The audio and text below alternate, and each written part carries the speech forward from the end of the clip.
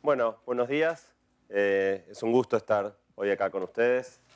Siempre me gusta mucho participar de actividades en ITBA porque profesionalmente soy un ingeniero frustrado. Estudié economía porque no me animé a estudiar ingeniería.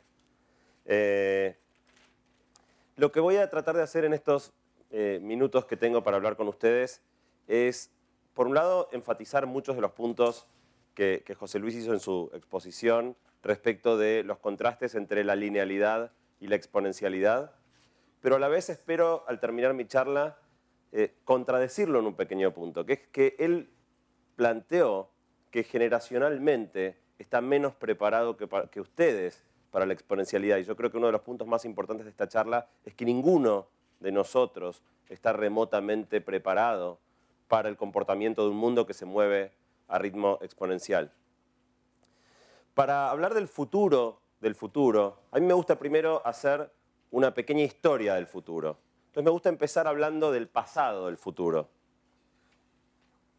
¿Qué quiere decir el pasado del futuro? Bueno, originalmente todas las tecnologías que el hombre fue desarrollando avanzaban muy lentamente. Si miramos como ejemplo los aviones, uno de los primeros jets aerocomerciales en 1950, un Comet 4, comparado con un Boeing 787 actual, flamante, recién salido del horno, podemos ver, por ejemplo, los principales parámetros de performance de un avión. La velocidad máxima en estos años prácticamente no aumentó, o sea, es la misma, cambió una tasa anual del 0,2%. El rango de vuelo máximo sin reabastecer combustible se triplicó, que puede parecer mucho, pero cuando uno piensa que en el medio pasaron 60 años, medido en tasa anual también es una tasa de cambio insignificante. La altura máxima a la que vuela un avión no cambió. Y todo esto sucedió mientras el precio de comprar un avión subió a un ritmo de 10% anual. Es decir, muy significativamente por encima de la inflación de los países desarrollados. Es decir, un avión hoy es dramáticamente más caro en términos reales que 60 años atrás y nos da básicamente lo mismo. Si hacemos la misma comparación con los autos, podemos ver que la velocidad máxima de un auto desde la década del 30, en 81 años, la velocidad máxima de un auto un poco más que triplicó, pero de nuevo, cuando uno lleva eso a tasa de mejora anual, es una tasa de mejora anual de apenas 1,5%. El consumo de combustible empeoró. Hoy un auto consume más de lo que consumía hace 81 años. Y la potencia máxima del motor es la que más evolucionó, se sextuplicó, pero aún así algo sextuplicándose en 81 años es una tasa de mejora anual despreciable, con los autos también subiendo su precio anualmente por encima de la inflación. ¿A qué condujo todo esto? ¿Y con qué tiene que ver el pasado del futuro? Condujo a una cierta sensación de desencanto con el futuro. Los que somos más grandecitos en esta sala, vivimos, por ejemplo, en la década del 70 o en la década del 80, lo que era la expectativa respecto del año 2000. Todos nos imaginábamos el año 2000 y nos imaginábamos autos voladores, y nos imaginábamos de encontrar la cura para el cáncer, y nos imaginábamos toda una serie de avances que jamás se materializaron. Acá hay un ejemplo divertido, una cita del diario Chicago Tribune del año 1965, donde el diario decía, alguien serio decía, que en el año 2000 las convenciones de negocios como estas se iban a hacer en cosmoteles en órbita, al cual cada uno iba a ir manejando su propia nave espacial. Y la realidad es que todas estas predicciones obviamente nunca ocurrieron. Acá hay otro ejemplo divertido, una compañía alemana de chocolates que en el año 1900 le obsequió a sus clientes unas postales donde les decían cómo imaginaban ellos el año 2000, 100 años antes. Y las postales incluyen cosas como una máquina capaz de ver a través de las paredes, gente caminando sobre el agua, gente volando en máquinas individuales, ciudades techadas o máquinas capaces de manipular el clima. De más está decir, tampoco nada de esto sucedió. Bueno, lo importante de esto, de todos modos, es que esto llevó a cierta sensación, que quizá ni nos damos cuenta, de desencanto hacia el futuro. De pensar que el futuro sí, siempre se hablan muchas cosas, pero al final del día nunca pasa nada demasiado interesante. Yo me acuerdo el 1 de enero del 2000, asomarme a la ventana, mirar por la ventana, esperando ver los autos voladores, ver pasar un Fiat Duna desvencijado y decir, ¿qué diablos hemos hecho mal? Pero las cosas empiezan a cambiar. El presente del futuro es un poco distinto al pasado. ¿Por qué? Por la aparición de una tecnología disruptiva, una tecnología que se comporta con una lógica completamente distinta a todas las otras tecnologías jamás inventadas por el hombre. Esta foto es una linda metáfora de eso, ¿no? Una persona de una tribu en algún rincón recóndito de África con teléfonos celulares en sus manos. La cosa empieza a cambiar, obviamente, con la aparición de las computadoras. Esta gráfica ilustra lo que se conoce como ley de Moore, que es una ley empírica, no es una ley física, una ley empírica que dice que las computadoras duplican su potencia cada 18 a 24 meses. O sea, así como los aviones mejoraban a 0,2% al año, las computadoras duplican su potencia cada 18 a 24 meses. Esta es una lógica completamente distinta a cualquier tecnología que hubiera sido inventada antes, y esto llevó a que por primera vez nos equivoquemos, pero al revés. Esta es una imagen, una compañía llamada Rand Corporation, uno de los primeros expertos en computación del mundo, en el año 1954, quiso construir un prototipo de cómo se imaginaban ellos que iba a ser una computadora hogareña en el año 2004. E hicieron esto. La pregunta más que a mí más me surge es, ¿para qué diablos serviría el volante? Pero lo interesante acá es que por primera vez, frente a un fenómeno de algo que crece, en vez de crecer linealmente y lento, crece exponencialmente, nos equivocamos, pero al revés. El futuro, de repente, es enormemente mejor de lo que somos capaces de proyectar, incluso cuando la proyección la hace un experto. Y este fenómeno de las computadoras no solo se da puramente con el poder de procesamiento, estas son todas gráficas logarítmicas, o sea que si ven rectas son cosas creciendo exponencialmente. No solo crece exponencialmente el poder de procesamiento, sino que también crece exponencialmente la capacidad de almacenamiento, crece exponencialmente la memoria RAM, crece exponencialmente la velocidad del reloj de los microprocesadores y la contracara del crecimiento exponencial, caída exponencial en los precios. Todas las gráficas de pendiente negativa son costos, costo de componentes cayendo exponencialmente. Entonces, ahora nos metemos de lleno, por un segundo, en por qué nos cuesta tanto entender fenómenos exponenciales. Y por qué todos, no solo José Luis y su generación, sino que todos estamos acostumbrados a movernos en un mundo lineal y somos muy malos cuando se trata de predecir qué va a pasar en un fenómeno exponencial. Estas son dos líneas de tendencia, la azul es lineal, la roja es exponencial. En la etapa temprana de un fenómeno exponencial parece que no pasa nada, que ni siquiera pasa lo que estamos habituados, que es que algo crezca linealmente. En un fenómeno exponencial al principio parece que no pasa absolutamente nada, pero cuando el tiempo avanza un poco más, de repente las cosas se empiezan a mover. El recuadro que pueden ver atrás es el recuadro anterior, achicado, para permitir continuar con el gráfico. De repente, mira, no, sí pasaba algo. Sí, se parece a un fenómeno lineal, sí. Era lineal, resulta. Ahora, cuando avanzamos un paso más, lo que viene después de esto es esto. El primer gráfico ya ni se puede dibujar en esta escala. El cuadradito chatito es el gráfico anterior que tuve que achicar para poder hacer lugar a la curva. Cuando uno está parado en la etapa 1, la etapa temprana, o mismo en el punto de cruce de lo lineal con lo exponencial, es imposible imaginarse que unos pocos pasos más adelante lo que viene es esto. Pero es así. Ese es el comportamiento de los fenómenos exponenciales. Si bien la curva es continua, la ecuación es continua, hay algo que se llama metafóricamente la rodilla, the knee of the curve, que es un punto donde la conducta de la curva parece cambiar. Y si bien es continua, algo que parecía que avanzaba muy lentamente, de repente se pega una disparada fenomenal. Ejemplo primordial de esto, la evolución de la población del planeta. Para cerrar este ejemplo, esta es una gráfica que compara la evolución de las computadoras bajo la misma lógica que vimos antes, la evolución de los autos y de los aviones. Podemos ver que tomé una computadora hogareña, no quise tomar una supercomputadora, la mega computadora IBM. No, una Apple, cuando fue lanzada en el año 77, respecto de la que estoy usando ahí arriba, que se compra en apple.com, computadora hogareña. En 34 años, el poder de procesamiento de esta computadora aumentó un 27% al año.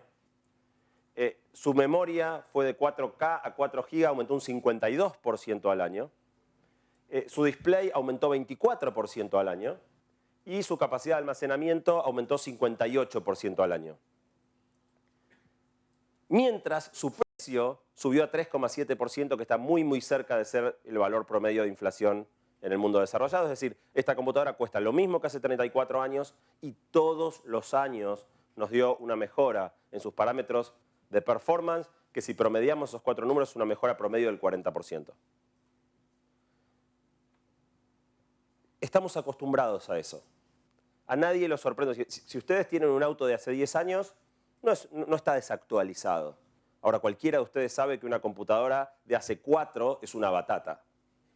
Digamos, ya sabemos que un auto no pierde, no se desactualiza rápidamente, pero una computadora de hace 2 años probablemente ya tenemos que estar pensando en cambiarla. Nos hemos acostumbrado digamos, en la cultura está inserto esto de que las computadoras se actualizan muy rápido y muy rápidamente se ponen obsoletas, pero no tenemos una dimensión real de cuán bestial, cuán disparatado es lo que las computadoras han hecho en estos años. Y una manera divertida que yo encontré de ilustrar esto es pensar cómo serían los aviones si el Comet 4 hubiera mejorado sus parámetros de performance a 40% al año, porque eso es lo que las computadoras hicieron. Si el Comet 4 hubiera mejorado 40% al año, un avión hoy en día volaría 790 veces la velocidad de la luz. Volaría sin reabastecer combustible por 5,23 billones, o sea, millones de kilómetros, y volaría a una altura máxima de 86 veces la distancia de la Tierra al Sol. Todo esto, en vez de valer 200 millones de dólares, valdría solo 6. Un auto es más llamativo todavía porque no tuvo 60 años, sino que tuvo 81 años para crecer al 40% anual. Los autos irían a 54.000 veces la velocidad de la luz. Y como un dato interesante, la potencia de este motor, que tenía 40 caballos hace 81 años, hubiera aumentado 40% anual, hoy tendría una potencia de 1.794 veces 15 terawatts. Y lo escribí así porque 15 terawatts es el consumo energético del mundo entero en un año. O sea, un motor de auto produciría una energía equivalente para abastecer 1.800 veces a todo el mundo en un año. Eso es lo que hace esa computadora comparada a una de 34 años atrás. Es descabellado, es demente, es de locos. Y el auto costaría $10.000 en vez de 30.000. Es de locos, pero sin embargo, el presente del futuro tiene que ver con computadoras creciendo exponencialmente en un mundo donde todo alrededor nuestro todavía se comporta de manera lineal. Y por eso las computadoras son casi un fenómeno anecdótico. Lo máximo que las computadoras nos han dado con este crecimiento exponencial es televisores cada vez más grandes y celulares cada vez más chiquitos. Productos electrónicos de consumo. Nada que nos cambie la vida de maneras dramáticas. El futuro del futuro tiene que ver con pensar qué pasa cuando esta exponencialidad deja de ser simplemente aplicada a hacer celulares y televisores y empezamos a aplicarla a construir conocimiento, a hacer ciencia y a toda una serie de cosas que voy a compartir con ustedes ahora.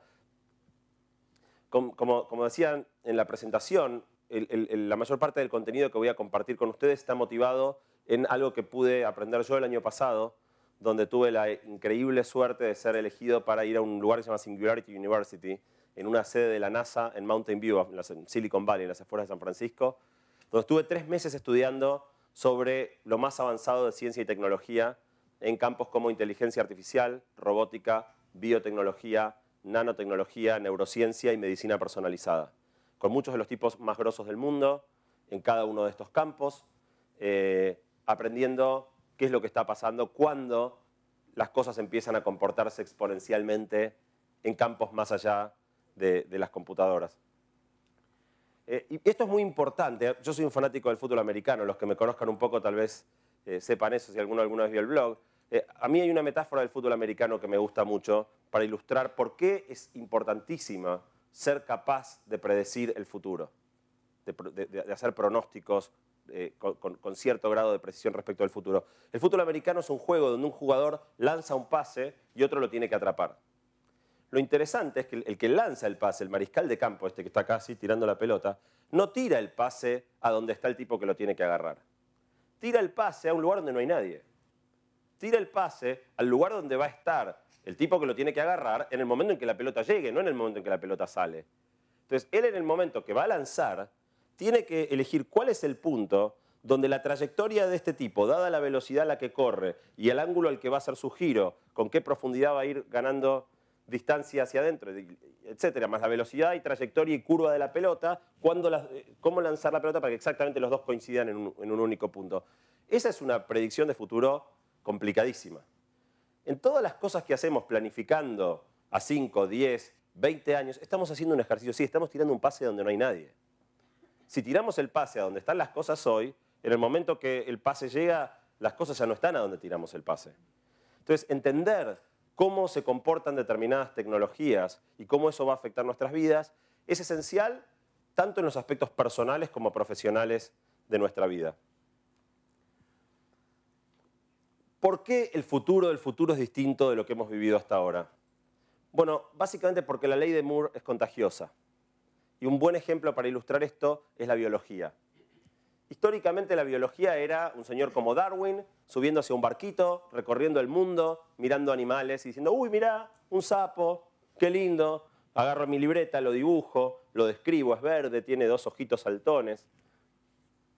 Después vino a clasificarlo, ok, es un anfibio, es un vertebrado, es un batracio. Después vino, bueno, a ver, vamos a mirar qué tiene el sapo adentro, lo agarramos, lo abrimos al medio, miramos qué hay adentro. Aclaro que la foto del medio es un peluche, ningún animal fue lastimado en la preparación de esta presentación. Abrimos al sapo, lo miramos, lo manipulamos, ¿qué pasa si le inyecto nitroglicerina? ¿Qué pasa si lo cruzo con un sapo de tal otra especie? Eso era la biología. Todo esto empieza a cambiar radicalmente 10 años atrás, cuando secuenciamos el genoma del sapo. Cuando logramos agarrar ADN de sapo y entender, todo ADN está compuesto de 4 sustancias alternadas, que se simbolizan con las letras A, C, T y G.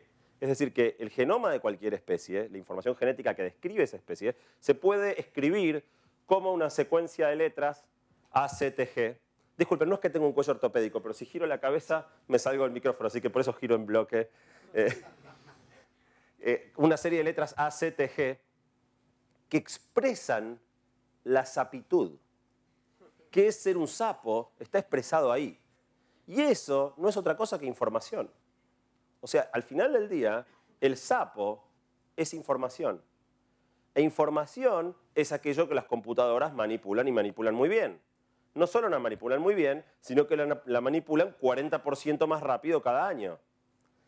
Desde ese momento, toda la biología que avanzaba como los aviones, a partir de pequeños avances incrementales, puede analizar esa información 40% más rápido cada año. No solo eso, sino que otras variables que tienen que ver con el avance de la biología también empiezan a crecer exponencialmente. Ejemplo, la cantidad de genomas ya secuenciados. Tengo más y más y más volumen de información que analizar. Y también empieza a caer exponencialmente el costo de secuenciar genomas. El año pasado, una de las cosas espectaculares que pude hacer en Singularity University, me regalaron un secuenciamiento parcial de mi genoma, que costó en el momento que lo hicieron costaba $499. A fin del año pasado había bajado a 199, hoy vale 99, o sea que en un proceso de un año bajó a un quinto de su valor. Si este ritmo continúa, va a valer $20 el año que viene y 4 de acá a 2 años. Para que se den una idea, el primer secuenciamiento completo de un genoma humano, que lo hizo un señor llamado Craig Venter, costó $3.000 millones y tomó 17 años. Hoy, 8 años después, secuenciar un genoma humano fue de $3.000 millones a $10.000 y de 17 años a 3 semanas. Eso es caída exponencial. Prolongamos 8 años más y obviamente estamos hablando de que secuenciar un genoma de nuevo cueste $1 y te lo hagan en el kiosco, poses tu dedo y te vayas con tu genoma secuenciado. Esto no se limita solo a la biología, también pasa, por ejemplo, con cosas como la neurociencia. La posibilidad para entender el cerebro hay que poder mirarlo. La resolución, tanto en píxeles como resolución temporal, cuán seguido podemos tomar imágenes de los escaneos cerebrales, crece exponencialmente. Y entonces, muy probablemente nos estamos equivocando de nuevo. Porque si yo les pregunto ahora, hagamos proyecciones, ¿qué va a pasar en los próximos 50 años con la biología, con la medicina, con la neurociencia? Probablemente, incluso gente muy informada, o quizá más aún, casi con seguridad, cuanto más informada la gente, peor, vamos a hacer predicciones que miradas en retrospectiva parezcan tan estúpidas como esta. Porque no podemos imaginarnos qué es lo que pasa con estos campos cuando uno pasa la rodilla de la curva y la curva empieza a moverse realmente rápido. Lo cual nos lleva a, bueno, entonces, ¿qué va a pasar? ¿Cuál va a ser el impacto de que la ciencia y la tecnología se empiece a mover exponencialmente sobre nuestras vidas? Para ilustrar esto, a mí me gusta tomar el ejemplo de 3 personas. Un egipcio que vivió hace 5.000 años, un romano de hace 2.500 y un argentino contemporáneo. Probablemente si yo les muestro esto, ustedes piensen, el mundo ha cambiado mucho en los últimos 5.000 años. Bueno, la idea central de esta presentación es que no ha cambiado absolutamente nada. Que no ha cambiado nada en todo lo que importa, en todo lo esencial, no ha cambiado nada. Y que va a cambiar más en los próximos 50 años de lo que ha cambiado en los últimos 5.000. Veámoslo aplicado a 4 áreas clave de estos 3 señores. Estos 3 señores tienen muchísimas cosas en común. La primera cosa que tienen en común es que los 3 nacieron de un huevo fecundado, 50% de información genética de un papá, 50% de información genética de una mamá. Bueno, a partir de los avances en biotecnología y biología sintética, no estamos demasiado lejos de que una persona pueda ser hijo 33% de fulano, 33% de mengano y 33% de un banco de datos genéticos del cual tomemos las partes que queramos para que la persona sea de tal o cual manera. O 50% de información genética de un papá y 50% de información genética de otro papá o 2 mamás. O directamente una persona diseñada donde toda la información genética provenga de un banco genético y podamos elegir qué genoma queremos tener para digitar las características de la persona o cualquier otro ser vivo que nazca. A mí una de las cosas que más me llaman la atención, y van a ver que a mí me gusta siempre en mis presentaciones usar mucho imagen y no tanto texto, pero sin embargo en lo que viene ahora de la presentación todo el tiempo les voy a meter artículos porque me parece que es importante que vean que todo lo que les voy contando no tiene que ver con pensamientos descolgados, sino con cosas que están pasando hoy. Y en general, ciertos avances extraordinarios, ciertos logros científicos impresionantes, salen publicados en la página 38 del diario, la mayoría de la gente no los ve, alguno que otro los ve, nadie se da mucha cuenta de la relevancia de lo que pasa y la vida sigue de largo.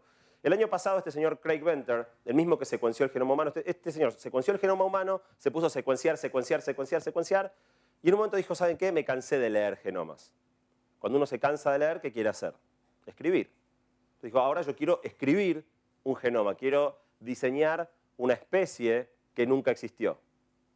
Tomó el genoma de una bacteria existente y le introdujo cambios. En su computadora, acá que hay una A, pongo una C, pongo una... De hecho, por una de las cosas que hizo como buen ingeniero de software, codificó el nombre de todas las personas que trabajan en su equipo y se lo metió adentro del código genético de la bacteria, en algún tramo del código genético que no codificaba proteínas. Hizo un genoma distinto en su computadora. Después apretó Print. Y con una impresora de ADN imprimió un genoma. Fue pegando la A con la C, con la T, con la G, con la A, con la C, con la G, uno al lado de la otra, y armó el genoma que él había diseñado en su computadora. Tomó una bacteria, le quitó su información genética, le colocó esta información sintética y la bacteria vivió. Y empezó a dividirse y formó una colonia de un bicho que nunca había existido antes. ¿Por qué el mundo siguió como si nada? Bueno, porque básicamente era casi idéntica a una bacteria que sí existía. No es que todavía Craig Venter tiene el conocimiento para manipular esa bacteria de modo que su metabolismo cambie radicalmente y aún así sea viable, por ejemplo. Todavía entendemos las letras del alfabeto, pero no entendemos la sintaxis. Aún así, Craig Venter está trabajando ahora en diseñar una bacteria artificial con un metabolismo completamente diseñado desde cero, donde el objetivo es que esta bacteria tome dióxido de carbono de la atmósfera, gases de efecto invernadero, y excrete gasolina. ¿Les parece un divague? A Exxon no.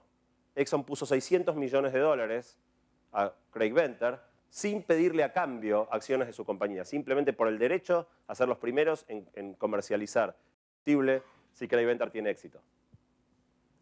Esto este pequeño hallazgo de hacer esta bacteria tan parecida es el comienzo del campo de la biología sintética, la biología artificial, la posibilidad de diseñar especies que nunca existieron con características que nos permitan desde solucionar el efecto invernadero y el problema energético y del petróleo, hasta, por ejemplo, enviar bacterias a Marte cuyo metabolismo sea tal que acondicione la atmósfera, excreten oxígeno, hagan una atmósfera en Marte y lo conviertan en un planeta donde nosotros podamos vivir. Esto es especialmente interesante para ingenieros. El MIT organiza todos los años este concurso que se llama iGEM, que es un concurso de biología sintética, donde les tiran consignas a los estudiantes para que escriban biología que cumpla determinados criterios, partes biológicas, y los estudiantes compiten por quién logra hacer la mejor parte biológica, y todo lo que se logra de este concurso se va acumulando en una base de datos de acceso libre, igual que el software open source, de código abierto. Toda la biología sintética que se aprende queda en esa base de datos para que cualquiera reuse las partes sintéticas que se van escribiendo. Entonces, la primera cosa que va a cambiar, que ha sido común en los últimos 5.000 años, y va a cambiar, es cómo arranca la vida de un humano o de cualquier otra especie. La segunda cosa que no ha cambiado nada es que estos tres señores, los tres tuvieron un cuerpo, empezaron como una célula, la célula se fue dividiendo y formó un cuerpo que es exactamente idéntico entre los tres. Si pudiéramos traer con una máquina del tiempo un egipcio hace 5.000 años y lo soltamos acá, el tipo vive lo más bien. Su estómago no cambió, su cerebro no cambió, su piel no cambió, respira el mismo oxígeno que respiramos. O sea, el cuerpo en 5.000 años no ha cambiado nada. En los próximos 50 también esto va a dejar de ser cierto. Una buena manera de verlo es pensando en la historia de las prótesis. Esto que ven ahí es una pata de palo. Digamos, cuando uno perdía una pierna 100 años atrás, te ponían algo así como la de los piratas, el Capitán Garfio en Peter Pan.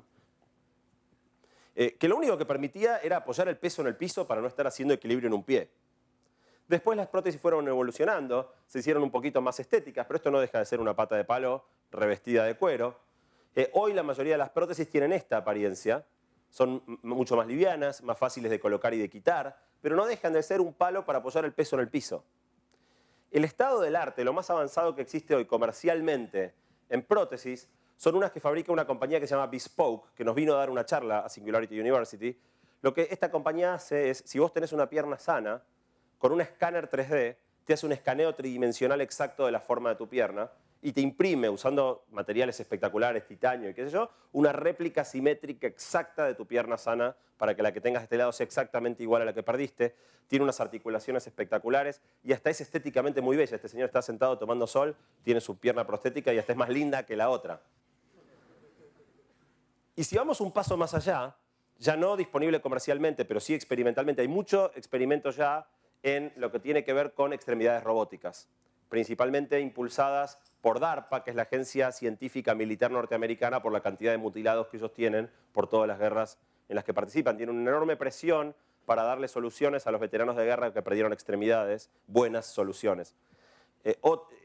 Hay muchos desarrollos por DARPA y también por un inventor que se llama Dean Kamen, que también estuvo en Singularity University dándonos una charla. Ahora les voy a mostrar un videíto del brazo robótico que Dean Kamen es el señor de la izquierda, el otro tiene un brazo robótico controlado directamente desde su sistema nervioso.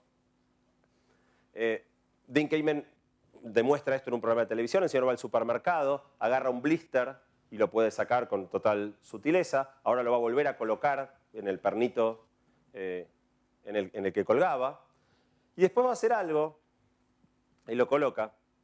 Después va a hacer algo que es agarrar una naranja, que puede parecer trivial, y sin embargo para los brazos robóticos es una proeza absolutamente extraordinaria, porque como los brazos no tienen sensibilidad, el problema más grande era cuánta presión, cómo sentir cuánta presión es la correcta para aplicarle a una naranja. Lo que pasaba es que si le aplicabas poca presión se te cae, si le aplicabas demasiada presión estalla.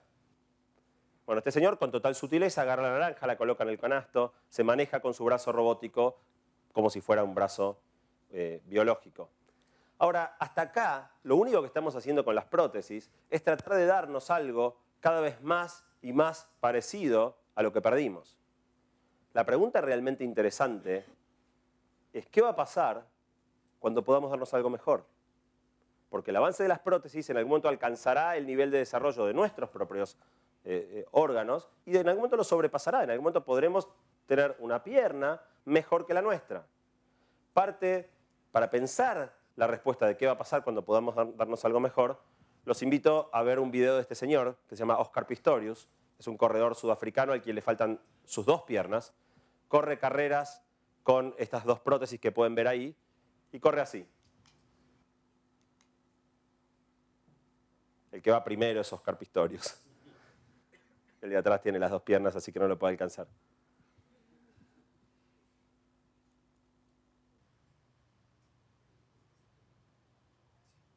Ahí gana la carrera y ahora lo van a poder ver de costado, corriendo.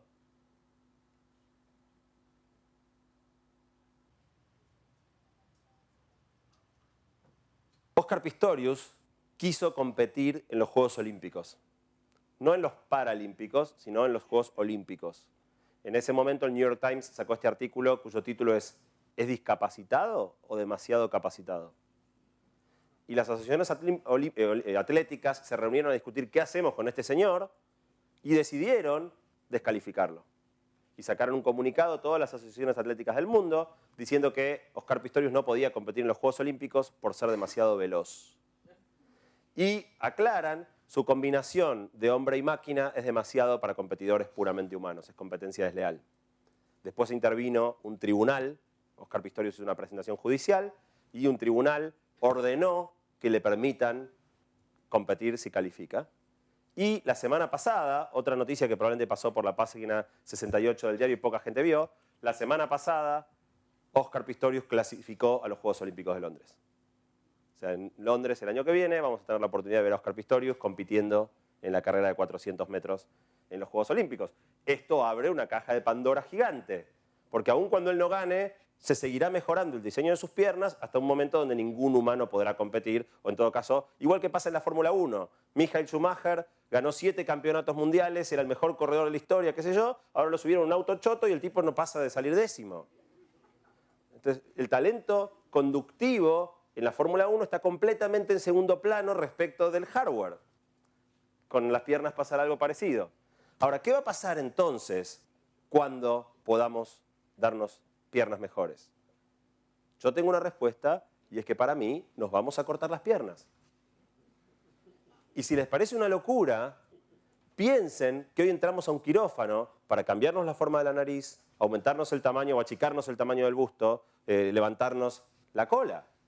Entonces, si entramos a un quirófano y corremos riesgo quirúrgico por temas puramente estéticos, ¿cómo no vamos a hacerlo cuando sea por razones funcionales, por vivir una vida mejor, por poder hacer cosas que jamás pudimos hacer, piernas que nunca se cansen, que puedan saltar distancias enormes? Igual quizá, digamos, lo de las piernas sea una metáfora, porque no hay tanto mejorable, no se me ocurre tanto mejorable respecto de nuestras piernas. Pero esto no se termina, bueno, una aclaración, para los más viejitos en la sala saben de qué estoy hablando. El hombre nuclear y la mujer biónica. Y un detalle gracioso, no sé si sabían, en inglés el nombre de la serie, El hombre nuclear, era El hombre de los 6 millones de dólares, que se puso como título para poner un número ridículo, o sea, pongamos un número que se gastaron toda la plata del mundo en hacer este tipo. Bueno, en esa época era 6 millones de dólares, pero igual, con el avance y la caída exponencial de los costos, si costaba 6 millones de dólares en la década del 70, va a costar 200 dólares pronto.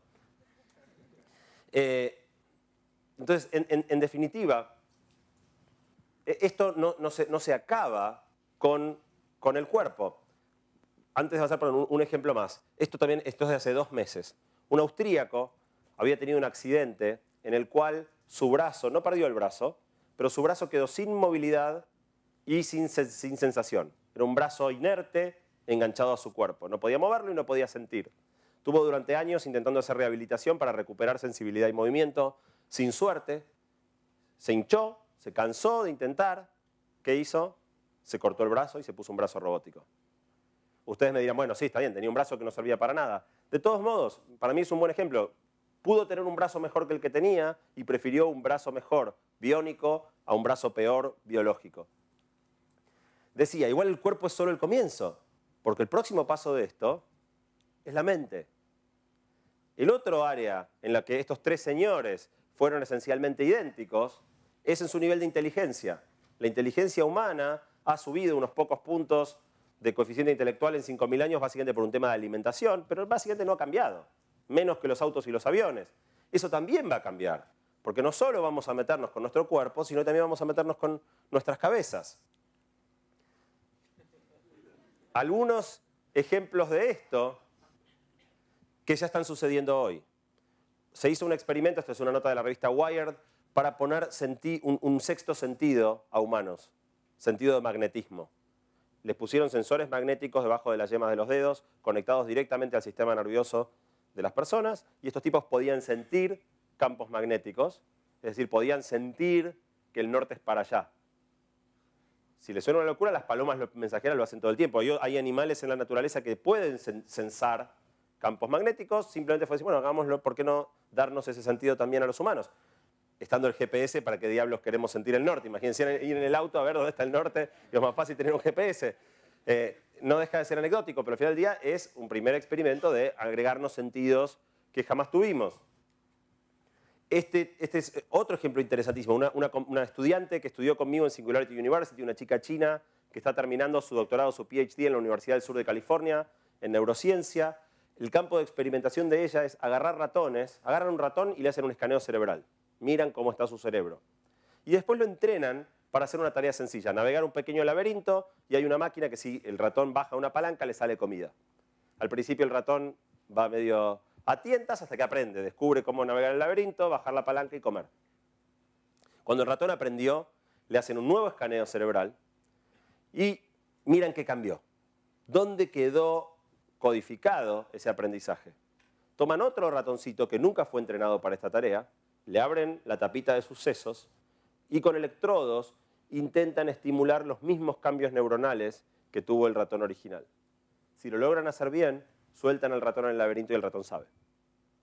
Nunca estuvo ahí y conoce el camino y sabe que tiene que ir y bajar la palanca para comer.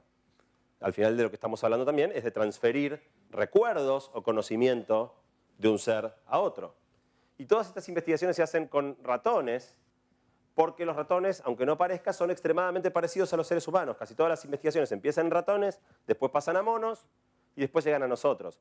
Esto está lejos de llegar a humanos, sobre todo porque el procedimiento es invasivo. Le abren la tapa de los sesos, le meten electrodos, en el camino de enseñarle a recorrer un laberinto, por ahí le destruyeron 3 otras funciones, digamos. Pero ya vamos a llegar a que se pueda hacer de una manera no invasiva y que entonces nos pongamos una gorra que nos estimule determinados cambios neuronales y nos introduzca recuerdos o experiencias o conocimientos. Pero igual, este mismo equipo, y esta es una nota del mes pasado, el mismo equipo en el que trabaja esta chica en USC, logró un hallazgo para mí aún más asombroso. Lo que estos señores hicieron es agarraron a un ratón y químicamente le bloquearon la posibilidad de formar recuerdos de largo plazo. El ratón tenía memoria de corto plazo, pero a los 5 segundos se olvidaba todo. Y no podía crear nuevos recuerdos de largo plazo. Lo probaron, todo lo que el ratón le enseñaban, a los 5 segundos se lo olvidaba. Y después le pusieron una prótesis externa conectada a su cerebro de memoria. Y el ratón empezó a recordar almacenando recuerdos en la prótesis externa. Y esa prótesis tenía un switch, de manera que si al ratón le apagaban la memoria, se olvidaba y le prendía la memoria y se acordaba. El que quiera puede ir y buscar la investigación y ver el paper. Obviamente ese es el primer paso y yo no puedo esperar a que esto suceda, a que tengamos un puerto USB atrás de la oreja y nos conectemos 8 GB o Wikipedia entero en un pendrive. Entonces, en definitiva, todos estos cambios tienen que ver con meternos con nuestra mente, pero no solo lo que va a cambiar es nuestro nivel de memoria o de inteligencia. También estos 3 señores tuvieron en común que pertenecieron a la especie más inteligente del planeta. A través de toda la historia de la humanidad hemos sido la especie más inteligente que habita la Tierra. Probablemente en los próximos 50 años también vamos a perder el cetro, aun cuando nuestra inteligencia mejore y sea muchísimo más grande que la actual y la de hace 5.000 años, probablemente vamos a dejar de ser los seres más inteligentes del planeta, no en manos de otra especie biológica, sino en manos de las propias computadoras y la inteligencia artificial. Si yo les pregunto a ustedes si un perro es inteligente, seguramente me dirían que sí. Si les pregunto si un perro es consciente, seguramente me dirían que sí. Ahora, si yo les pregunto a ustedes si una computadora es inteligente o es consciente, seguramente no solo les parecería que no, sino que les parecería que jamás lo será. La inteligencia artificial es uno de esos campos en los que hemos sistemáticamente alcanzado menos de lo que nos imaginábamos y es donde más fuerte está instalado este desencanto. Voy a saltear un poco acá porque estoy tarde.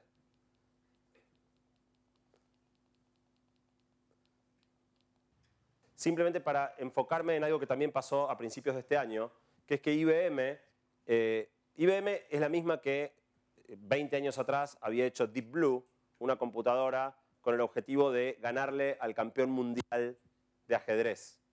Y Deep Blue en el año 87 le ganó a Garry Kasparov un match a 6 partidas que causó un enorme revuelo en ese momento. No solo, digamos, ¿qué pasó ahora, casi 15 años después?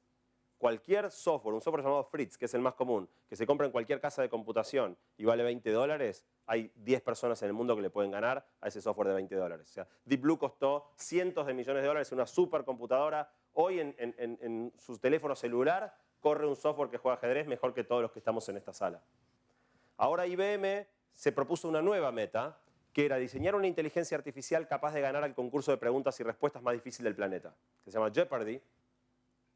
Y es el más difícil del planeta porque las preguntas no son ¿en qué año abdicó Carlos V al trono de España? Cosas que uno va a Wikipedia rápidamente y encuentra la respuesta. Son preguntas tramposas, preguntas con doble sentido, preguntas que requieren asociar conceptos que no están escritos en ningún lado.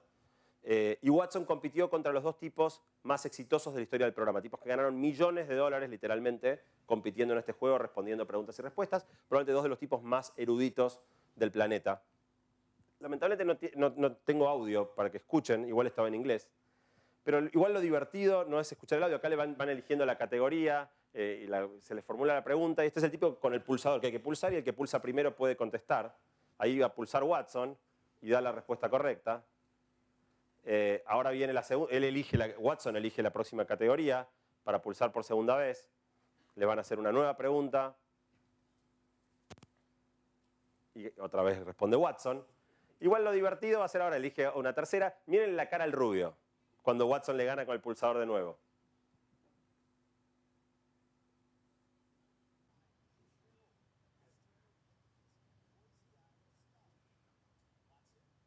Ahí ya se ríe como diciendo... Y ahora cuando le gana por cuarta vez ya va a decir, se nota, no se pueden los labios, dice la puta madre.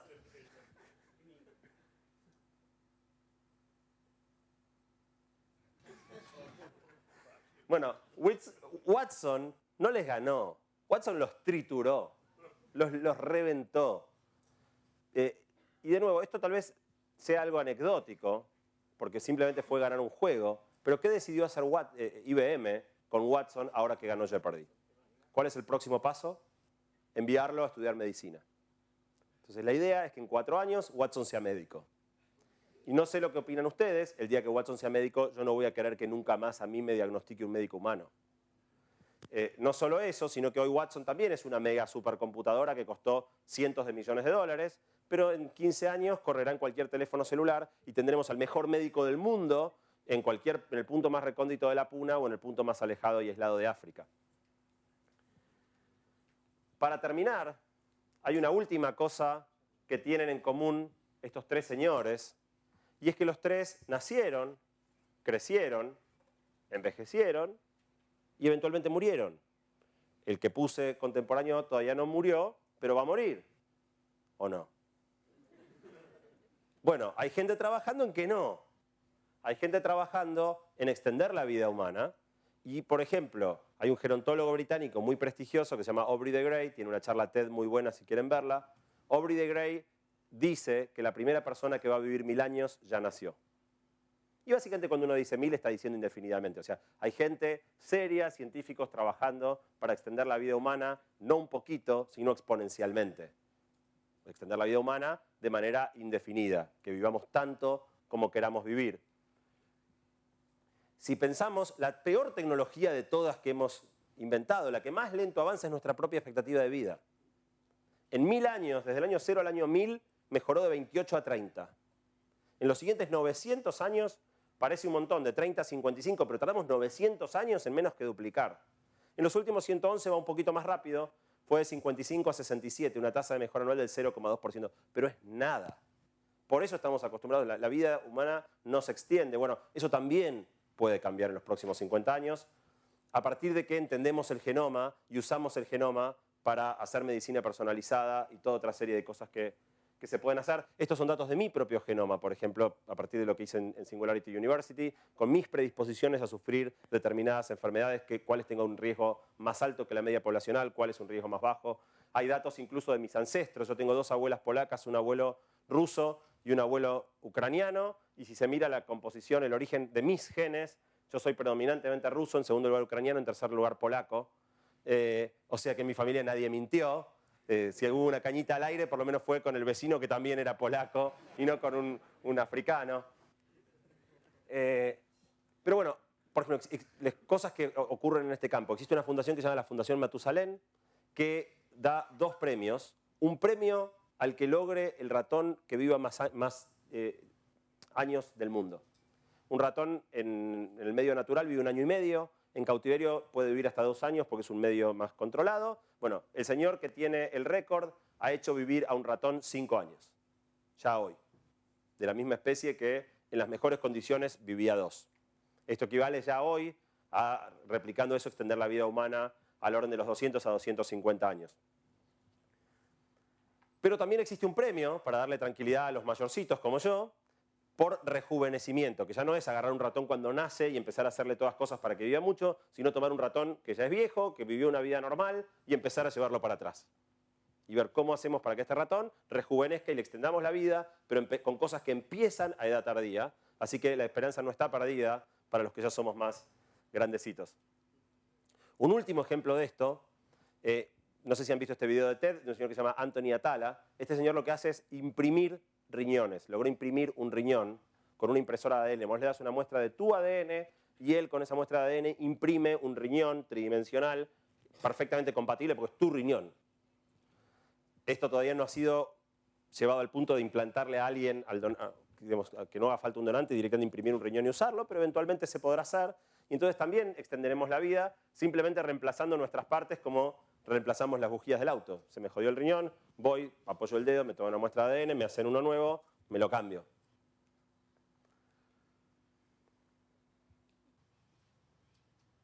Para terminar ahora sí que queda algo de preguntas. A mí todo el tiempo cuando estaba en Singularity University tenía 2 sensaciones muy encontradas. Por un lado, una profunda fascinación y entusiasmo por cosas potencialmente espectaculares, y por otro lado, una angustia y un miedo de todos los cambios que esto representan, y de que las cosas pueden cambiar de maneras espectaculares o espantosas, que a mí me gusten o que me hagan sentir en un mundo en el que no quiero estar, o incluso nos expongamos por errores a riesgos existenciales. ¿Tenemos un futuro como especie? ¿O va a aparecer, digamos, así como se puede hacer Craig Venter pudo hacer una bacteria que nunca existió, en no mucho tiempo este señor noruego que salió con la metralleta, en vez de salir con la metralleta podrá hacer un virus que nunca existió, soltarlo, que nuestros sistemas inmunológicos no estén preparados y liquide toda la vida en la Tierra? Un lunático. Entonces, una frase que alguien dijo en Singularity University que a mí me quedó rebotando, es que el coeficiente intelectual que hace falta para que un solo lunático destruya toda la vida en la Tierra cae 2 puntos cada año. Fue en broma, no es que realmente se pueda medir, pero sí es cierto que el poder de daño de un loco es cada vez más y más y más grande. Y todavía el lunático más inteligente del mundo no llegó al nivel, esto va bajando, en algún momento va a cortar la curva. Entonces nos exponemos a un mundo potencialmente espectacular o potencialmente desastroso. A mí me gusta esta imagen como metáfora del mundo. Vivimos en un mundo donde estamos hacinados, los recursos se hacen cada vez más escasos, la población aumenta exponencialmente y no se detiene. Y no solo, sino que vivimos en un mundo repleto de pobreza. Y la pobreza para mí es un extraordinario ejemplo para pensar en esto, porque la tecnología necesaria para solucionar la falta de alimentos o enfermedades que matan millones y millones de personas como la diarrea infantil, existe y existe hace mucho y ni siquiera es muy cara. Entonces, la razón de que existan tantos pobres y mueran tanta gente por enfermedades prevenibles en el mundo, muestra que el hecho de que una tecnología exista no quiere decir que esté disponible o esté disponible para todos. Y entonces gran parte del desafío que va a traer este mundo es, ok, cuando podamos mejorar nuestra inteligencia, podamos agregarnos memoria, ¿eso va a estar disponible para todos o va a estar disponible para el que lo pueda pagar? ¿Vamos a empezar a tener una mente a la medida de nuestro bolsillo? ¿Y que se crearán subrazas de los súper inteligentes porque pueden pagarlo con los que no? ¿Lo cubrirá OSDE? Entonces, esta imagen no sé si se llega a ver bien, pero es una persona acostada sobre la vía de un tren y atrás viene el tren. O sea, yo creo que esta también es una buena metáfora. Estamos sobre la vía del tren y viene el tren. La única opción que no tenemos es quedarnos a donde estamos.